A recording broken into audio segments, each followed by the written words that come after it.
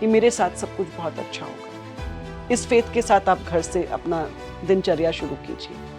सिर्फ इतना स्मरण करना आपकी बॉडी को, अपने माइंड को एनर्जी से भर देगा। मान लीजिए कोई प्रेग्नेंट लेडी यहाँ बैठी है या वो खुद भी बात कर रही है या चैंट कर रही है, तो क्या पेट के अंदर, उस यूट्रस के अंदर जो बच्चा पल रहा है, वहाँ तक साउंड जाएगी? बिल्कुल जाती। जिंदगी में तकलीफें जब आएंगी तो ये सिर्फ डिफर क्या करता है, प्रॉब्लम मेरे साथ भी है, प्रॉब्लम आपके साथ भी है। सिर्फ फर्क इतना होगा spiritual versus non spiritual person में, उसका रिएक्शन। बच्चे पैदा होते हैं आजकल, खाना तब खाएंगे जब मोबाइल पे आप उनको कार्टून लगा के दोगे। तो ये क्या गर्भ संस्कार का हिस्सा नहीं है? क्यों आजकल के बच्चे जिद करते हैं, पहले तो नहीं करते थे। And they feel that IVF is a press button technique कि IVF करा लिया तो बच्चा डेफिनेटली हो जाएगा।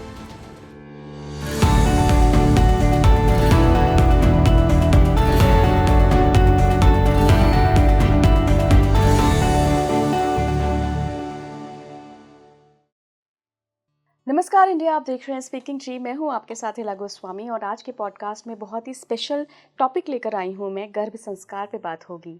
देखिए, बहुत बड़ा टॉपिक है ये। बहुत लोग बहुत अलग अलग बातें करते हैं गर्भ संस्कार को लेकर, लेकिन साइंस क्या है इस संस्कार के पीछे, ये आज हम खुद एक डॉक्टर के मुंह से सुनेंगे। एक डॉक्टर को हमने इसलिए इस पॉडकास्ट में बुलाया है क्योंकि जब साइंस और गर्भ संस्कार, स्पिरिचुअलिटी मिलती है तो एक नया ही बहुत ही खूबसूरत कॉम्बिनेशन बनकर आता है। मैं बहुत बहुत स्वागत करना चाहूँगी डॉक्टर ज्योति बालिका। आप IVF स्पेशलिस्ट हैं मैम, और जब बच्चे की बात आती है तो सबसे पहले दिमाग में आता है कि मदर की हेल्थ, मदर की मेंटल हेल्थ बहुत ठीक होनी चाहिए, आसपास का एनवायरनमेंट बहुत अच्छा होना चाहिए, एक हेल्दी बॉडी होनी चाहिए। अगर हम डॉक्टरी लैंग्वेज में देखें तो ये सब आप बहुत हद तक लाइफस्टाइल से ठीक कर सकते हो, लेकिन क्या गर्भ संस्कार कहीं मैटर करता है इन सब चीज़ों में? बहुत मैटर करता है। जो भी औरत माँ बनना चाह रही है, जो भी लेडी, उसकी फिजिकल हेल्थ के अलावा उसकी मेंटल हेल्थ बहुत इम्पॉर्टेंट है। मेरे पास तो इनफर्टिलिटी के पेशेंट्स आते हैं जो कि कंसीव करने में दिक्कत हो रही है जिन्हें। उनकी मेंटल स्टेट उस समय आप देखिए कितनी परेशानी में आते हैं वो। कई लोग तो बिल्कुल ब्रिंक पे होते हैं डिप्रेशन में जाने के। उन्हें हमें काउंसल करना पड़ता है, समझाना पड़ता है कि इसका एक ट्रीटमेंट है, इन्वेस्टिगेशंस होने दीजिए और देखते हैं कि क्या मसला है। और सरप्राइजिंग फैक्टर है कि 50% केसेस में मेल फैक्टर निकलता है, जहां उस लेडी का कोई लेना देना ही नहीं है। सीधा सीधा फैक्टर जो है इनफर्टिलिटी का कारण स्पर्म काउंट पे है या उसकी मोटिलिटी और मॉर्फोलॉजी में कमी है, और बाकी सब टेस्ट लेडी के नॉर्मल हैं। लेकिन मेंटली वो ट्रॉमेटाइज्ड है कि उसके ऊपर था कि वो कंसीव नहीं कर पा रही है। तो समस्या तो ज़िंदगी में शादी करते ही आई थिंक लड़कियों के साथ तो शुरू हो जाती है, क्योंकि एक घर छोड़ के दूसरे घर आना है, फिर एडजस्टमेंट्स हैं, फिर लाइफ बैलेंस करना है, फिर घर, काम, और ज़िंदगी तेज़ रफ्तार में दौड़ रही है और साथ में एक बच्चा भी पैदा करना उसी की ड्यूटी है। तो इस सब को देखते हुए मैं यही कहूँगी सबसे कि देखिए, स्ट्रेस तो रहेगा ज़िंदगी में, कभी किसी चीज़ का तो कभी किसी चीज़ का। सबसे पहले तो इस बात पे फेथ रखिए कि जिसने इस संसार को रचा है, जिसने हमें बनाया है, उसने कुछ बहुत सोच समझ के ये सृष्टि रची है, तो वो हमारा टेक केयर कर लेगा। मुसीबतों में डाल रहा है लेकिन निकाल भी लेगा। तो अपने इस फेथ से अपना दिन स्टार्ट कीजिए।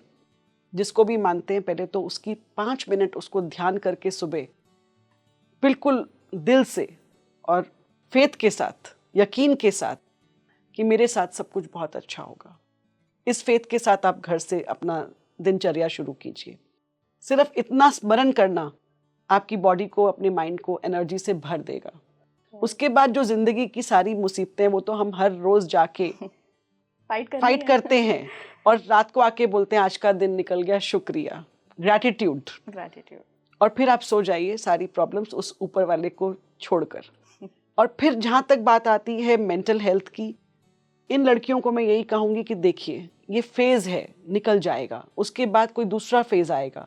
पहला फेज़ आपको ट्रेन करके जाएगा कि आपने आगे प्रॉब्लम्स के साथ कैसे डील करना है।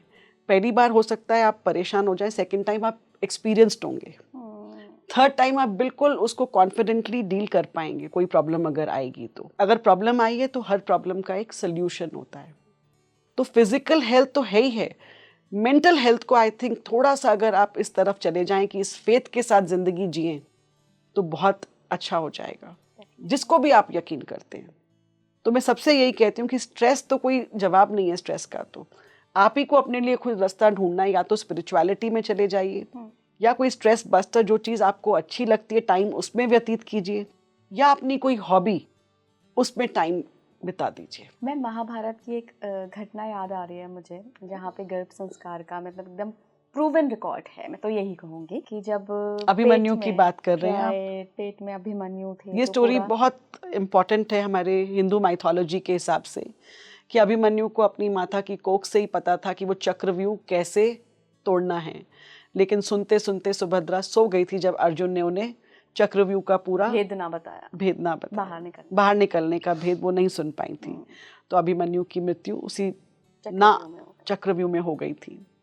तो डेफिनेटली इसकी देखिए, इसके पीछे एक साइंस है कि जब कोई महिला प्रेग्नेंट होती है, उस बच्चे से उसकी अम्बिलिकल कॉर्ड प्लेसेंटा के साथ जुड़ती है, खान पान पूरा जाता है, जो वो महिला खाती है, सोचती है, उसका आचरण, डेफिनेटली बच्चे के ऊपर तो इफेक्ट आएगा ही आएगा, वो रिफ्लेक्शन है उसका। तो इस बात के लिए तो अगर आप आजकल तो 3D अल्ट्रासाउंड हैं, सब कुछ है, आप अल्ट्रासाउंड करते हैं, आप उससे बात करना शुरू कर दिए, आप नोटिस करेंगे कि अल्ट्रासाउंड के टाइम पे बच्चा हिलना शुरू कर देगा, उसका हाथ हिलेगा जैसे कि वो आपको हाय कह रहा हो या आपको टाटा कह रहा हो, उसकी मूवमेंट शुरू हो जाती है। म्यूजिक सुनते हैं, बच्चा किक मारना शुरू करता है 5 महीने के बाद, तो फील होती हैं वो किक्स। तो डेफिनेटली इसका एक साइंटिफिक कोरिलेशन तो है ही है। तो ये तो निश्चित है कि आपको ये मानना है कि अगर आप प्रेगनेंसी प्लान कर रहे हो तो उस समय भी आपका आचरण, आपका लाइफस्टाइल, आपका थिंकिंग प्रोसेस, आपकी स्ट्रेस लेवल्स, सब कुछ अगर आप कंट्रोल करते हो और ड्यूरिंग प्रेगनेंसी भी एक नियमित तौर पे अपनी डाइट पे और अपनी मेंटल हेल्थ पे अगर आप ध्यान रखते हैं, आप कुछ ऐसी दिनचर्या बनाते हैं कि आपकी आने वाली संतान बहुत कुछ सीख के आए या एक परफेक्ट बच्चा पैदा हो। मैम, गर्भ संस्कार में एक बहुत इंपॉर्टेंट प्रैक्टिस होती है जिसको मंत्रोच्चारण बोलते हैं, कि मंत्रास की चैंटिंग करवाते हैं, करनी चाहिए। तो क्या वो चैंटिंग कहीं ना कहीं हमारे मेंटल पीस तो देगी हमें, तो क्या बच्चे को भी कहीं ना कहीं अफेक्ट करती है? बिल्कुल करती है, क्योंकि जो आपको इफेक्ट करेगा उस टाइम पे वो 9 महीने कनेक्शन सीधा आपके बच्चे से भी तो है, उस प्रेगनेंसी से भी तो है। तो आप अगर जो भी अपना नियम बनाएंगे, आपका बच्चा भी वही ग्रहण कर रहा है।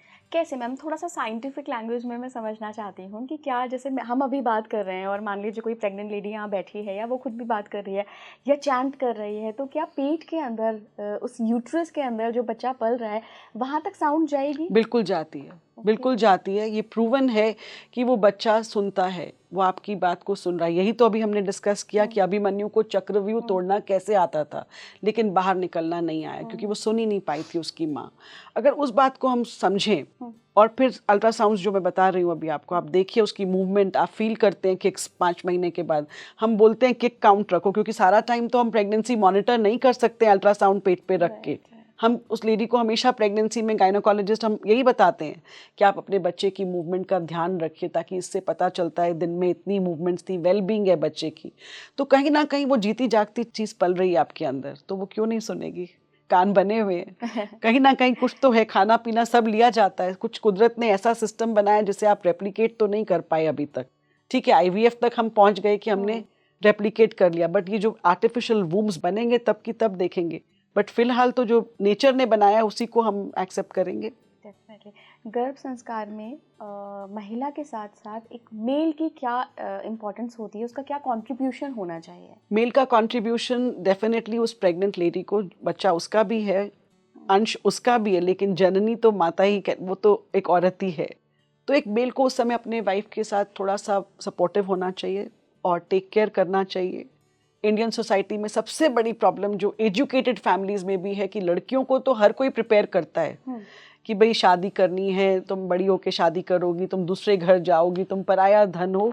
बचपन से उसको ये वर्ड सुनाई देते हैं हर लड़की को, चाहे वो किसी भी स्टेट ऑफ फैमिली से हो।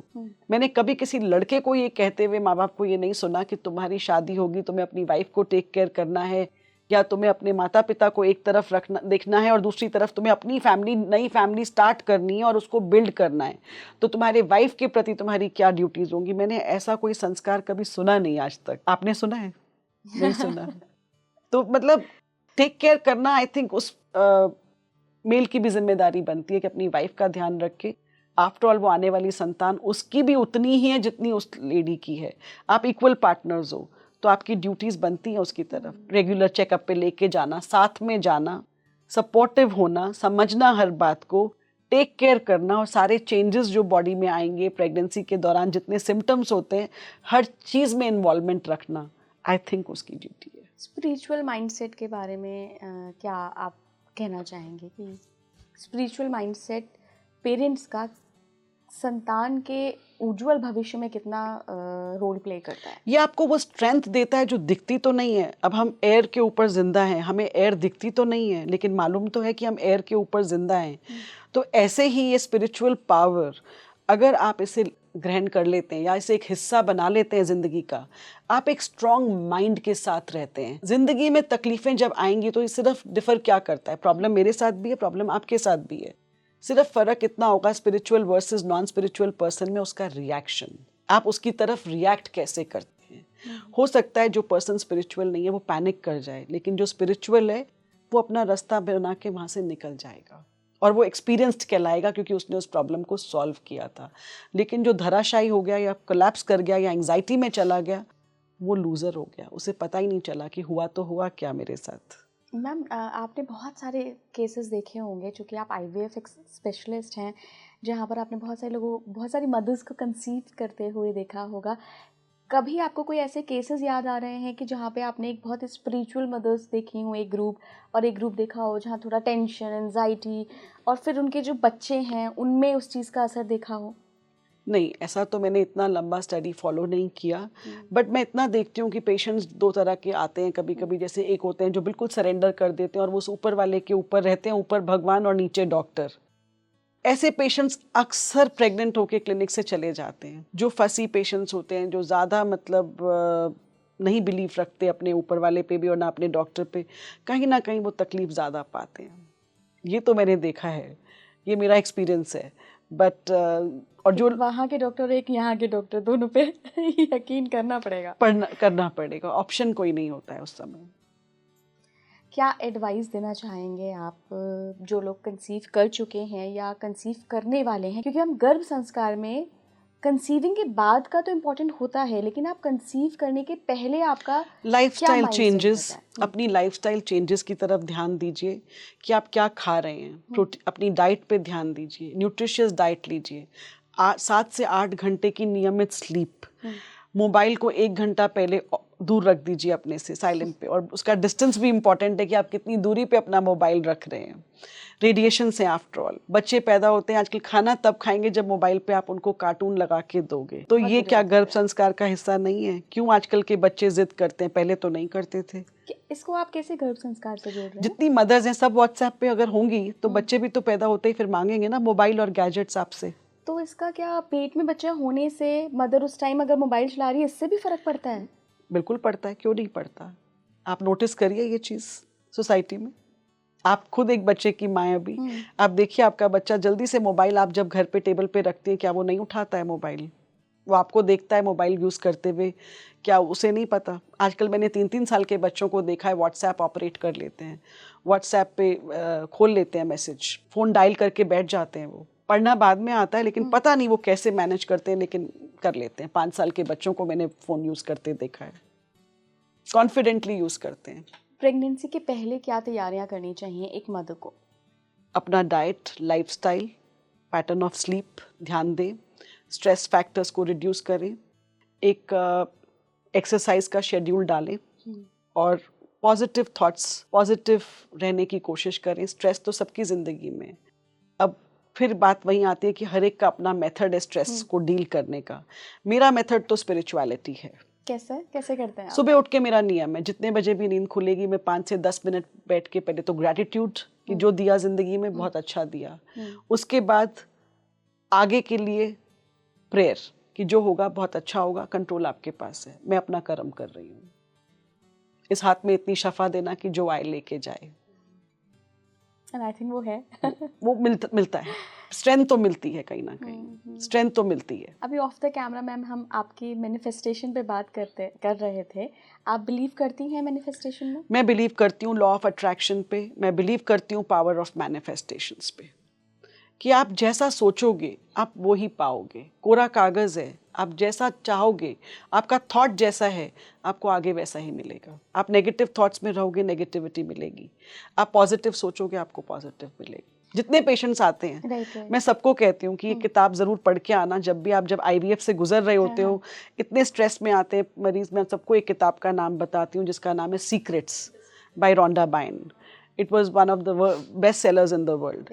इसके 20-30 पेजेस में कहती हूँ प्लीज़ मेरी नेक्स्ट कंसल्टेशन से पहले पढ़कर आना कि what is law of attraction, power of manifestation. So start talking in that language.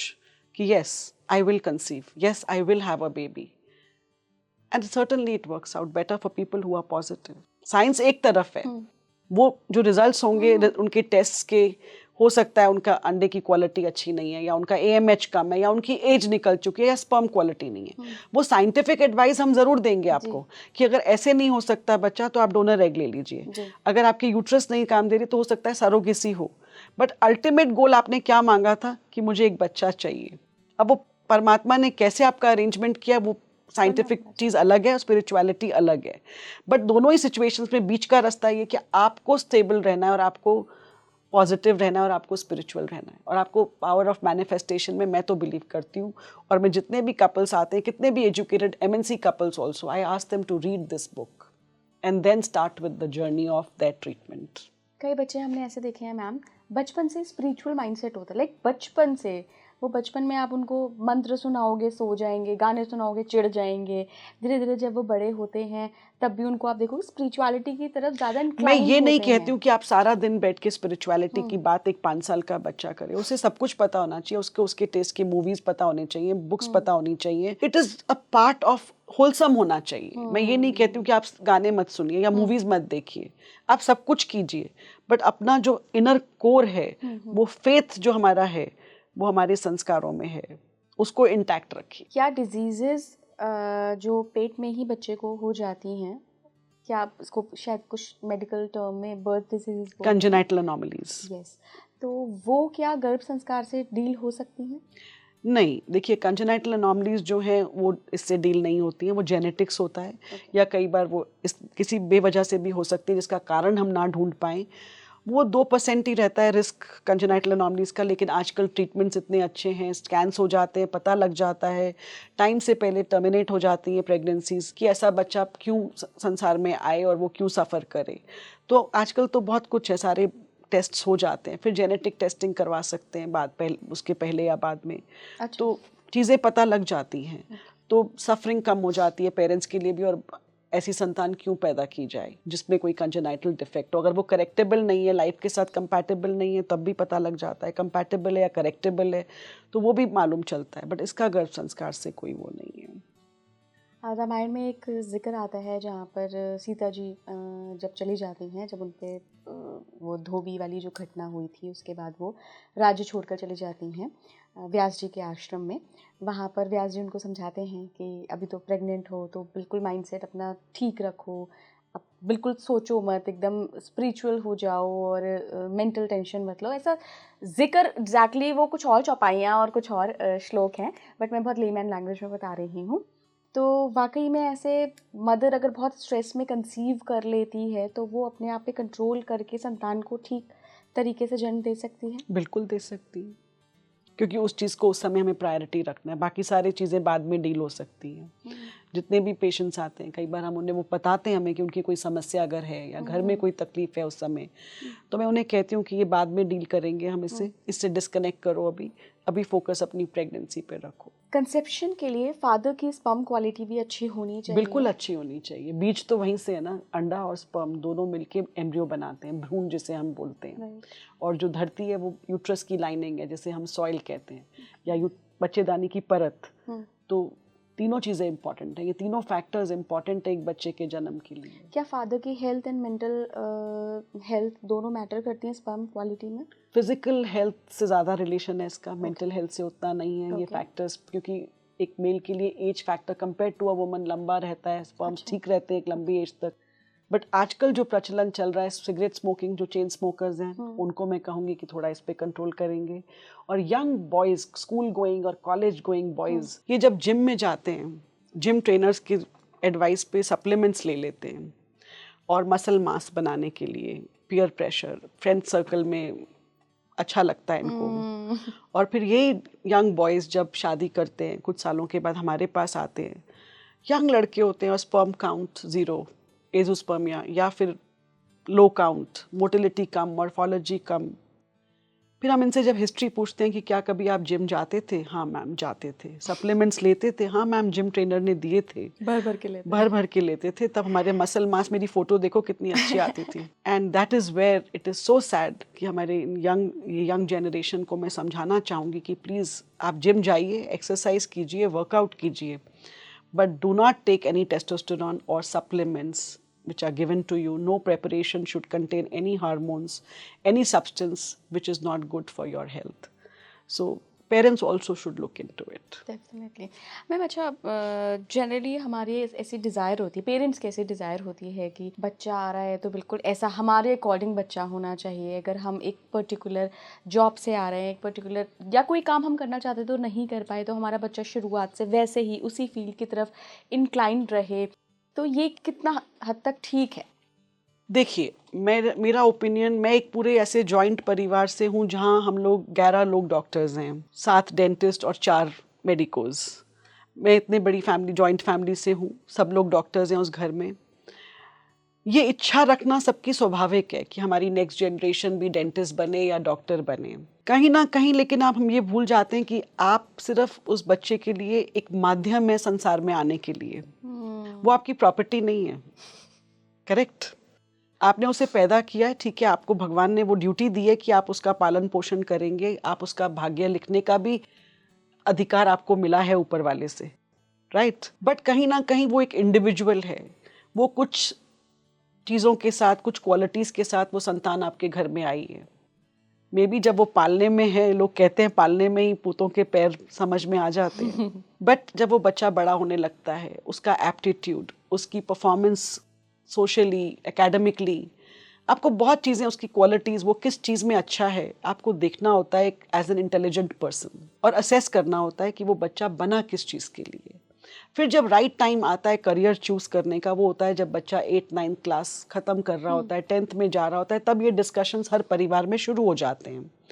बच्चे ने आपको देखा है कि आपका क्या दिनचर्या रही है, आपने अपने प्रोफेशन में कैसा फेयर किया है, आपकी सोसाइटी में क्या स्टैंडिंग है, जो भी बिजनेस आप करते हैं या नौकरी कर रहे हैं या कोई भी काम आप कर रहे हैं, आप उसको कितना एंजॉय करते हैं या आप उससे कितने संतुष्ट हैं, और वो उसको कितना एडमायर करता है। क्या वो बिल्कुल उस रोल मॉडल में जाना चाहता है? क्या वो परफॉर्म कर पाएगा उस फील्ड में? ये सारी क्वालिटीज़ उस बच्चे के ऊपर जब वो बड़ा हो रहा होता है तब डिपेंड करती हैं कि आप उसको समझिए पहले, और अगर वो उसमें फिट हो जाता है तो there is nothing like it, फिर तो मुंह मांगा वरदान मिल गया आपको। लेकिन अगर नहीं है तो प्लीज़ समझिए इस बात को कि वो बच्चा सिर्फ आपके थ्रू, आपकी कोख से पैदा हुआ है, माध्यम थे आप एक, राइट? अब कंटेंट उसका अपना है, वो किस चीज़ के लिए बना है, क्या वो करेगा इस संसार में, क्यों पैदा हुआ है। क्या शाहरुख खान के पेरेंट्स को पता था कि शाहरुख खान पैदा हो रहा है उनके घर में? हर किसी की अपनी जर्नी है ज़िंदगी। मेरे 2 बच्चे हैं, दोनों के दोनों डॉक्टर्स नहीं बने, but I am proud of them, because मैं उन्हें उतना ही प्यार करूंगी वो डॉक्टर बनते या वो डिज़ाइन कॉलेज में गए हैं। आज निफ्ट में हैं दोनों बच्चे मेरे, एक टेक्सटाइल डिज़ाइनिंग कर रहा है, दूसरा बेटा मेरा प्रोडक्ट डिज़ाइनिंग कर रहा है। क्या मेरा प्यार कम हो जाता है उन बच्चों के लिए कि वो डॉक्टर्स नहीं बने? क्या इस बात पे निर्भर करता है मेरा प्यार उनके लिए? तो मैं सभी पेरेंट्स को ये कहूँगी कि जब अपनी संतान के साथ आप डील करते हैं तो प्लीज़ अंडरस्टैंड कि उसकी भी अपनी एक जर्नी निर्धारित है, एक डेस्टिनी है उसकी भी। आप कोशिश कर सकते हैं लेकिन आप थोप नहीं सकते, आप उसको प्रेशराइज मत कीजिए, समझिए कि वो किस चीज़ के लिए बना है। और अगर आपको नहीं समझ में आ रहा है तो काउंसलिंग लीजिए, प्रोफेशनल काउंसलर्स हैं, टीचर्स हैं, एप्टीट्यूड है, एकेडमिक परफॉर्मेंस बताएगी, सोशल बिहेवियर बताएगा कि वो बच्चा किस चीज़ में अच्छा है। क्या विराट कोहली एक अच्छा क्रिकेटर नहीं है तो हमारा बच्चा क्रिकेटर क्यों नहीं बन सकता है? बिल्कुल बिल्कुल। You name any sports person, aren't we proud of our sports people? We are very proud of them. उनके माँ बाप ने भी शायद कहा होगा कि पढ़ते नहीं है, खेल कूद में ध्यान लगा रहता है। जैवलिन थ्रो, नीरज चोपड़ा, उनके माँ बाप ने भी डांटा होगा कि नहीं सारा टाइम पढ़ लो, बस जैवलिन पे क्यों ध्यान लगा रहे हो, इसमें क्या मिलेगा तुम्हें? ओलंपिक का गोल्ड मिला है उसे। सबको IAS IPS ही बनवाना है बच्चों को, सबको IAS IPS या फिर डॉक्टर और इंजीनियर, बाकी तो कोई ब्रांच अच्छी है ही नहीं। तो ये सोच हमारी शायद पेरेंट्स की गलत है। तो अपने बच्चों को थोड़ा सा ब्रीथ करने दीजिए, वो अपनी फील्ड खुद ढूंढ लेंगे और जहाँ भी जाएंगे अच्छा करेंगे। I think as parents we should only wish कि वो अच्छा परफॉर्म करें, एक अच्छे इंसान बने, अच्छा प्रोफेशन चूज़ करें और जो भी चूज़ करें उसमें टॉप पे आए, एक्सेल करें। हम उन्हें इतना ही कह सकते हैं। जब आप ये सपोर्ट दे देंगे वो बच्चा ब्लॉसम कर जाएगा। वाह मैम। मैम अच्छा, कई लेडीज़ के ऐसे सवाल आते हैं कि यार हम तो चलो कोई बात नहीं, गर्भ संस्कार कर लिया हमने, अपना मेंटल हेल्थ तो ठीक कर लिया, लेकिन आसपास के एनवायरनमेंट का क्या? ऑफिस में अलग टेंशन है, घर पे अगर वो हाउस वाइफ है तो अलग टेंशन है, तो क्या सिर्फ अपना मेंटल हेल्थ ठीक करके एनवायरनमेंट वैसा ही रहे, आप एक अच्छा बच्चे को एनवायरनमेंट दे सकते हैं, एनर्जी अच्छी दे सकते हैं? बिल्कुल दे सकते हैं, ये आपकी सोच पे निर्भर करता है। अगर मान लीजिए ऑफिस में कोई स्ट्रेस है लेकिन आप लेते ही नहीं हो स्ट्रेस, तो वो आप तक आएगा कैसे? वो तो आपके एटीट्यूड पे है, आपके ऊपर है आप क्या लेना चाहते हो और क्या नहीं लेना चाहते हो। एसी का बटन ऑन कर दो, ठंड टेम्परेचर ठीक हो जाएगा, ऑफ कर दो गर्मी लगेगी। बटन अपने हाथ में रखे ना, दूसरों के ऊपर क्यों निर्भर किया हुआ है? अपने मेंटल पीस का बटन उनके हाथ में क्यों देना है? तो जिस दिन आप ये सीख जाओगे उस दिन कोई प्रॉब्लम नहीं होगी। आपने कभी कभी अपनी लाइफ में चैलेंजेस फेस किए हैं? कौन नहीं करता कौन नहीं करता challenges face? Everybody faces challenges in life. मेरा सवाल ये था मैम कि स्पिरिचुअलिटी ने कभी आपको हेल्प करी है? हमेशा Mindset ने? हमेशा एक फेथ है कि कोई भी चैलेंज अगर आएगा तो टाइड ओवर हो जाएगा वो, क्योंकि इतना स्ट्रांग आपको स्पिरिचुअल माइंडसेट बना देता है। थोड़ी सी फूड्स पे बात कर लेते हैं मैम कि प्रेगनेंसी के टाइम पे जनरली हमारे जो बड़े बुजुर्ग होते हैं जो कहते हैं कि हमने तो बहुत बच्चे पैदा किए हैं, हमें सब कुछ पता है, मैं उनकी उस सोच पर बिल्कुल भी आपत्ति नहीं जता रही हूँ लेकिन जनरली लोगों की ये ऐसे क्वेश्चंस आते हैं बिल्कुल आते कि हैं। स्पेसिफिक फूड्स मना कर देते हैं कि ठंडे फ्रूट्स मत खाओ या गर्म चीज़ें मत खाओ या 3 महीने तक बिल्कुल ही सादे खाने पे रहो, उसके बाद थोड़ा सा गरिष्ठ खा सकते हो। देखिए, मतलब ये क्या है? 3 महीने सादा खाना इसलिए कहा जाता है कि नॉजिया, वॉमिटिंग, हार्मोनल चेंजेस सब होते हैं प्रेगनेंसी में, कॉमन सिम्टम्स हैं। तो इसीलिए आपको कह दिया जाता है कि आप लाइट फूड लीजिए। अब ठंडा फूड जो होता है, फ्रिज से निकाले हुए ठंडे फ्रूट्स, ऑब्वियसली इन्फेक्शन हो सकता है थ्रोट में। प्रेग्नेंट मदर है, फिर अगर थ्रोट इन्फेक्शन हो गया तो आपको एंटीबायोटिक लेना पड़ेगा, आपको दवाइयाँ लेनी पड़ेगी, इसलिए मना करते हैं। But otherwise homemade nutritious food, balanced diet, जो आपको अच्छा लगता है आप खाइए। और जो मिथ्स है मैम कि नारियल पानी पियो, वाइट चीज़ें खाओ, सुबह उठ के ऐसा वाइट कुछ नहीं रसगुल्ला है, खाओ तो बच्चा गोरा ऐसा पैदा कुछ नहीं है, होगा। ऐसा कुछ नहीं है। एंड क्या ऐसा भी है मैम कि आप जिसकी तस्वीर देखा करोगे, जिसको मैनिफेस्ट करोगे, बेबी वैसा ही गुणों में होगा, क्वालिटीज़ में होगा, शक्ल में होगा? आपकी सोच मैटर करती है कि आप क्या सोच रहे हैं, आपके विचार मैटर करते हैं। तो अपने थॉट्स पॉजिटिव रखिए, अच्छे रखिए। लास्ट में मैम आप हमारे यूज़र्स को क्या एडवाइस देना चाहते हैं? नेचुरल कंसेप्शन अगर कोई प्लान कर रहा है तो मैं कहूँगी कि आप एक प्री काउंसलिंग के लिए डॉक्टर के पास विजिट कीजिए, फोलिक एसिड स्टार्ट कीजिए, अपना नॉर्मल चेकअप कराइए। उसमें थायराइड लेवल्स देखे जाते हैं, प्रोलैक्टिन लेवल देखा जाता है, आपका थैलेसीमिया स्टेटस, जो कि कुंडली तो लोग मैच करते हैं बट कई बार ये थैलेसीमिया का टेस्ट कराना किसी को भी नहीं पता होता है। ओके। सो थैलेसीमिया क्या होता है कि आप एक लेडी का थैलेसीमिया ब्लड टेस्ट से हो जाता है। अगर वो नॉर्मल है तो कोई दिक्कत नहीं है। अगर मान लीजिए वो कैरियर है तो हस्बैंड का भी होना चाहिए। अगर वो दोनों सब उसमें आ जाते हैं तो आप एक कोई ऐसा बच्चा ना पैदा करें, ऐसी संतान जिसे हर महीने जाके ब्लड ट्रांसफ्यूजन कराना पड़े।